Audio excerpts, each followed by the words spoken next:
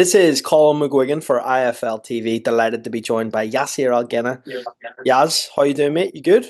I'm great, man. How are you? Yeah, I'm good. Big week for you. Big fight coming up.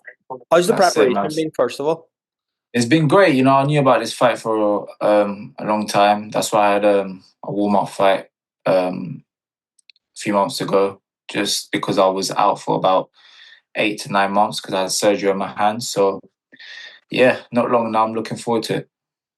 I want to ask about your journey in boxing, first of all. So, what was it that got you into boxing at the beginning? To be honest, I used to get in a lot of street fights, and it was actually my counsellor that took me to Finchley ABC, is where I first actually walked into a boxing gym. So ever since I walked through them doors, I've never looked back. Would you say boxing's changed your life in a way? Yeah, I mean, it's helped me a lot. It's disciplined me. I had a lot of anger issues when I was younger. So it's helped me. It's literally, yeah, it's changed me. It made me a completely different person. In terms of your kind of journey, I was speaking the part of your team, and they told me that you won the English title while you had broken both your hands in the fight. The camp was really difficult because you'd lost two of your close friends. You weren't really able to do any sparring Yeah. due to the hand injuries. Talk to me a little bit about that. Yeah, so the first time that the fight got arranged for the English title, um, he actually pulled out a week before the fight because he had an eye infection. So I carried on and got a replacement, just a journeyman, but then I injured my hand in that fight. So I ruptured my knuckle and it needed surgery. So when it got rescheduled, I knew I was going in there with one hand. So I knew I was capable of obviously getting the job done with one hand. But then when I was sparring through the camp, I threw a shot in sparring and then my metacarpal broke. So I had a broken left hand. So I had to reschedule it again. But going into the fight, it wasn't fully healed because they gave me a time frame of when I should go back to boxing.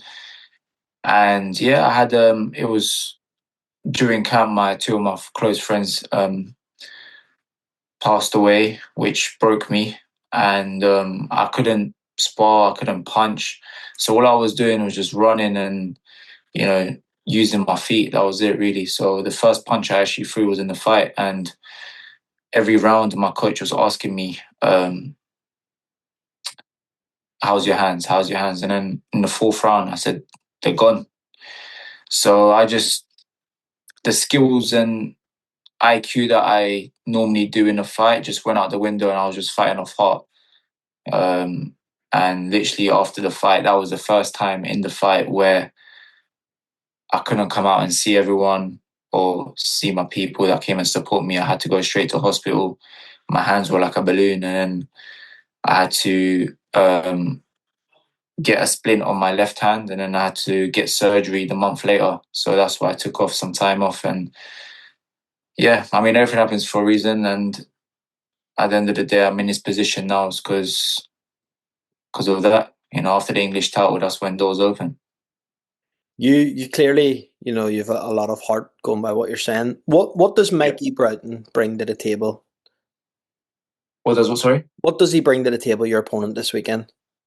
Um, to be honest, I don't know what he brings to the table till I find out at the night. My main focus is to make sure that I've done my work in the gym, and whatever he brings up at the night, I'll be ready because I know I've done the work and I believe in myself and I know what I'm capable of doing. This is obviously big for you. It's for the WBO European title, and you're defending your English title as well. What goals and Mm-hmm. aspirations do you have beyond this? And I don't want to look past your opponent this weekend, but Is I'm in this to do from when I first started professional. I'm in this to go all the way. I'm in this to go all the way to the top, and I believe in myself. And I've started off the hard way, small hall boxing and selling tickets without no sponsors. I've done it the hard way, so I'm thankful now it's starting to pay off, and now I'm in a good position to prove to people that I'm not just at this level and beyond. So that's why I gotta make sure I make a statement on Sunday. Obviously, IFLTV have just turned 15, right? I'm going to ask you two questions. What were you doing 15 years ago? 15 years ago, I believe probably getting arrested. What were you doing in that time? When you say getting arrested, what was it you were up to? Just hang around with the wrong people, you know. Basically being someone I wasn't, that I'm not someone that my dad raised, you know, someone I wanna be. So yeah, I mean that's another reason why the boxing's really changed me, because I took myself out of that circle and I was alone for quite a while. I had no friends because I knew if I was in that circle, I was going to stay doing the same thing. So I had to, you know, I had to get myself out of that. Where do you want to be in 15 years from today?